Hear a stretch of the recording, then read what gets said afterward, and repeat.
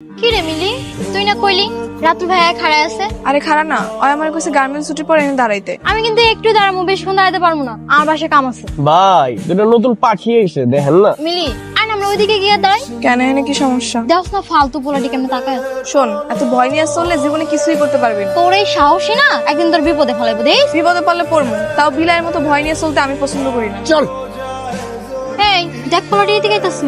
চুপ করে খাড়া থাক। নাম কি? নাম দিয়ে কাম কি? এত দেমাগ প্রত্যেকে দেমাগের এনে কিছুই নাই। আর আপনার লাগে আমাকে কোনো কামও নাই। খরচ তো গার্মেন্টস এর চাকরি, এত ফুটানি আয় করতে গার্মেন্টস যেসব পোলাপাইন চাকরি করে সেগুলো সত্যিকার এক একটা নায়ক নায়িকা। ভাত ছাড়া যেমন মানুষ চলতে পারে না, তেমনি সুন্দর কাপড় ছাড়াও মানুষ ইজ্জত পায় না। আর এইসব ইজ্জতের লেগে আমগো তো লড়াই করতে হয়। আমগো তৈরি করা পোশাক চলে যায় দেশ থেকে বিদেশে, আর সেই কাপড়ের বিনিময়ে দেশ ডলার কামায়। গার্মেন্টস এ চাকরি করা পোলাপাইন সত্যিকারের নায়ক নায়িকা। চলো সিপাই যে নাসি। এরপর মাইয়া গো গায়ে স্পর্শ করার আগে 10 বার ভাববি। যে নাসলি এনে যা। ওরে মাফ করে দেন, ওরে আমি আপনার কাছে মাফ চাইতেছি। চলো অয় অন্যায় করছে, গেলে অয় যাইবো। তুমি আমার টানাটানি করতেছো কেন? চলো তো ঝামেলা আছে, আসো। তুমি আমার প্রতিবাদ না করতে দিয়া তুমি নিজে আমার টাইনা লইলা কি লাগা? ওগুলোকে লাগতে গেলে তুমি পারবা? ওরা চুন্নু ভাইয়ের লোক, এর লাগে কি আমি সবকিছু মুখ বুঝে সহ্য করুম? আজে বাজে কথা হইছে। চলো, এক কান্দে শুনবা আর কান্দে বের করে দিবা। শুধু আজে বাজে কথাই কয় নাই, আমার গায়ে হাত দিছে। এরপর যদি আমার লাগে এরকম কেউ করে আর যদি তুমি প্রতিবাদ না করছো, আমি তোমার বিয়ে করব। আর সামনের সপ্তাহে তো আমাকে বিয়া, বিয়ে না করে কই যাইবা? দেখবানি কই যাই। রে গার্মেন্টস এর কাম বাদ দিয়ে কি ঝাড়ুদানি হয়ে গেলি? এই ময়লা হেনে ফেলাবি না, ওরা ডাস্টবিন আছে অনেকে ফেলা যা। রাস্তায় ময়লা ফেলানো যাইবো না, রাস্তা কি তোর বাপের? হ, আমার বাপের রাস্তা। খালি আমার বাপের রাস্তা না, তোরও বাপের রাস্তা, কারণ এটা দেশ, আর দেশের মাটি সবার। আমার দেশের মাঠে আমার বাপের রাস্তায় আমি ময়লা ফেলুম বা যা করুম সেটা আমার ব্যাপার। খালি ময়লা তো ফেলুম না, এটাও করুম। মিলি ঝামেলা করো না, তুমি ওই সাইডে যাও, আমি এগুলো সব পরিষ্কার করতেছি। ওই সেমনি কাম না থাকলে সিপাই চল, পুষাই দিব নে। ও আমার হবু, দয়া করে ওরে কিছু কই না। ওরে আমি কিচ্ছু কমো না, তুই চিন্তা করিস না। বিয়া তুই করবি, পাশাটা আমি খেলব। কি কইলি তুই?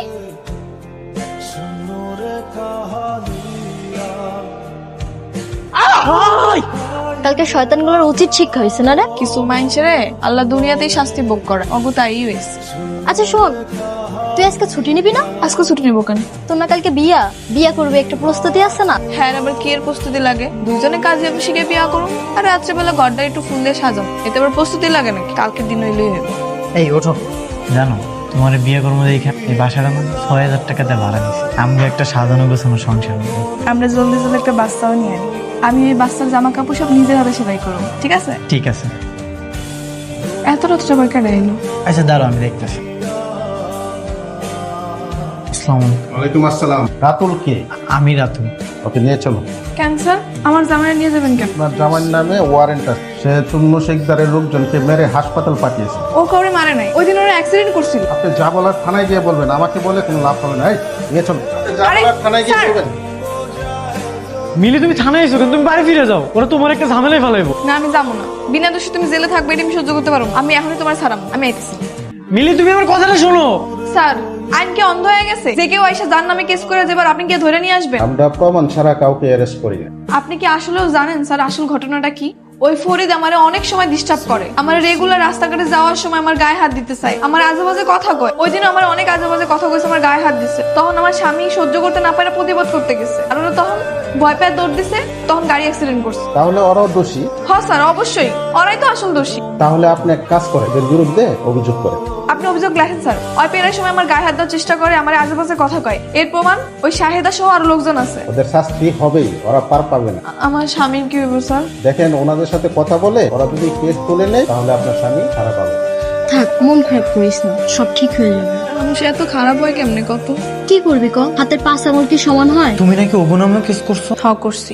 এগুলো কইরো না মিলি, কোনো লাভ হইব না। আমি চাই তোমার মুক্তি, তুমি কোনো চিন্তা করো না। আমি উকিল সাহেবের লগে কথা কইছি, হাই কইছে যত তাড়াতাড়ি সম্ভব তোমার বাইর করার চেষ্টা করো। আমি না অবাক হয়ে যেতেছি, তুমি একটা মায়া মানুষে, তোমার কত সাহস। তোমার জায়গায় আমি হইলে কি করবো না করবো কিছুই বুঝতে পারতাম না। এর লেগে তো জ্ঞানী লোকেরা কইছে, বিড়াল হয়ে 10 দিন বাঁচা চেয়ে সিংহের মতো একদিন বাঁচা ভালো। তুমি আমার সিংহ বউ।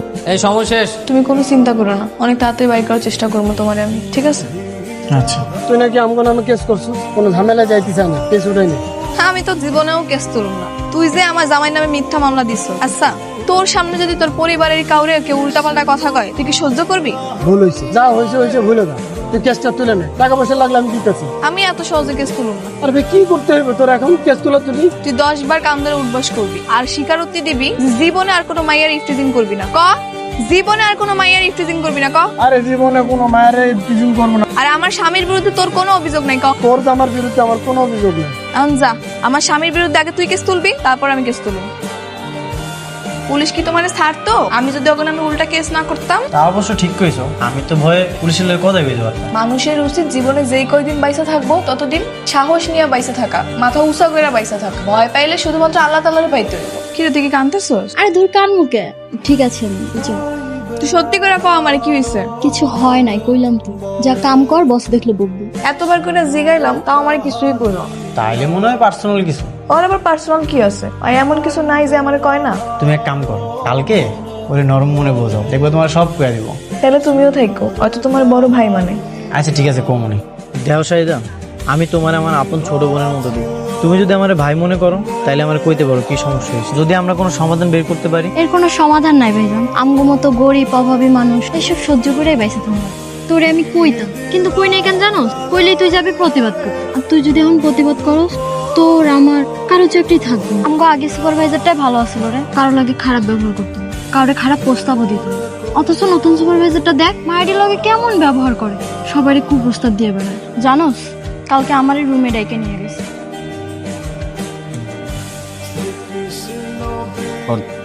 গোডাউন রুমে পার্সোনাল কথা আছে। আমার হাতে তো কাম আছে। তোর কাম আমি দেব না, রাইতে বেশি আয়। খারের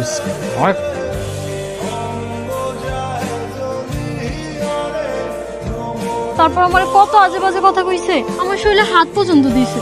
তুই আমার এডি আগে কস না কিলে। তুই চল আমার লগে এখনই অফিসে চল। এই কারণেই তোরে আমি কইতে চাই, এখন যদি আমরা সুপারভাইজার নামে নালিশ করতে যাই, তোর আমার কারো চাকরি থাকবো না। চাকরি না থাকলে না থাকবো, তাই বলে কি অন্য সহ্য করুম নাকি? আমার পক্ষে সুপারভাইজার নামে বিচার দেওয়া সম্ভব না রে। তুই তো জানিস আমার মাটা গ্রামে অনেক অসুস্থ, আমার চাকরিটা যদি চলে যায় না খেয়ে মরে যাবো। আচ্ছা আমি দেখতেছি কি করা যায়, তুই চল।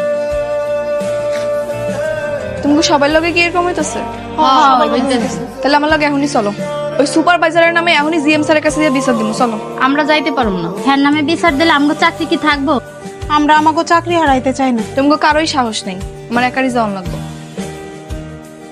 স্যার আসসালামু আলাইকুম। ওয়ালাইকুম সালাম, কিছু বলবে? জি স্যার, আমি কটা কথা বলতে চাই। এর লগে যদি তোমার চাকরি জায়গা তাহলে জাগা, রিজিকের মালিক আল্লাহ, কাজ গেলে কাজের ব্যবস্থা আল্লাহই করে দিব। তোমার সমস্যা সুপারভাইজারকে বললেই পারতে, উনি তো সমাধান করবেন। সুপারভাইজারের নিয়েই সমস্যা। হ্যাঁ আমাকে শাহিদার কুপ্রস্তাব দিচ্ছে, শাহিদার গায়েও হাত দিচ্ছে। শাহিদা তার প্রস্তাবে রাজি হয় না দেখে আমি শাহিদার লাগে উল্টাপাল্টা ব্যবহার করে, আবার কাছ থেকে বাইর করে তো হুমকিও দেয়। শাহিদা ভয় কিছু কইতে পারে না স্যার। আমি বাকি সব মেয়ের লগে কথা কইছি, ওরাও এরকম পরিস্থিতির শিকার হয়েছে স্যার, কিন্তু বাকি সবাই শুধু কাজ হারানোর ভয় পায়, এর লেগে আমার লগে কেউ আয় না। এই ফ্যাক্টরিতে আমি অনেকদিন ধরে কাম করি, ফ্যাক্টরির সবাই ভালো, কিন্তু এরকম দুই একটা সুপারভাইজারের লেগে যদি স্যার এরকম আমরা চুপ হয়ে যাই তাহলে কেমন হইব স্যার? আপনি কোন শাহেদা সাহেলা আমেনা এগো বিনিময় কিন্তু আমাকে ফ্যাক্টরি চল। দেশ বিদেশে আমগো তৈরি কাপড়ের অনেক সুনাম, আমগো দেশ বিদেশি ডলার আয় করে অনেক আগায় গেছে স্যার, কিন্তু আপনিই কোন তো স্যার এরকম দুই একটা দুশ্চরিত সুপারভাইজারের লেগে যদি এরকম শাহেদারা আটকায় পড়ে তাহলে আমগো দেশ আর কেমনে আগাইব? ঠিক আছে, আমি দেখি কি করা যায়।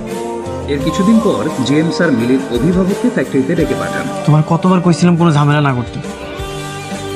গার্ডিয়ান আসছে? জি স্যার, এজুনি আমার স্বামী। আমার মিলে ছোট মানুষ, ও কি কইতে না কি কয়ে ফেলাইছে। আপনার মিলি ছোট মানুষ না মানে স্যার, আপনার ওয়াইফ যা করেছে স্যার অন্যায় করেছে, এটা আমি স্বীকার করতেছি। না, আমাকে বলতে দেন, আমি শেষ করি। জি স্যার বলেন। তোমার বউ মিলি হচ্ছে সমস্ত গার্মেন্টস কর্মীর আইডল। তুমি অত্যন্ত সাহসিকতার সাথে তোমার এই সহকর্মীদেরকে বাঁচিয়েছো ফিরনের হাত। তোমার মতো মিলিরাই পারে স্রোতের বিপক্ষে গিয়ে আমাদের সবার জন্য কার্যক্ষেত্রকে সুন্দরকে সুন্দরতম করতে। আমি মালিক পক্ষের সাথে মিলির ব্যাপারে কথা বলেছি, মালিক পক্ষ খুব সন্তুষ্ট। মালিক পক্ষ কালকে বিকেলে সবাইকে নিয়ে মিলিকে একটা সংবর্ধনা দিতে চায়। তোর মতো একটা মিলি সব ফ্যাক্টরিতে থাকা দরকার। আমার মতো মিলি না থাকলেও তোকে সবাই মিলি হওয়া দরকার। দেখবি সাহস থাকলে যে কোনো পরিস্থিতি অনুকূলে আনা যাইব। তুমি হাসতেছো কেন? করবে তাই নাকি?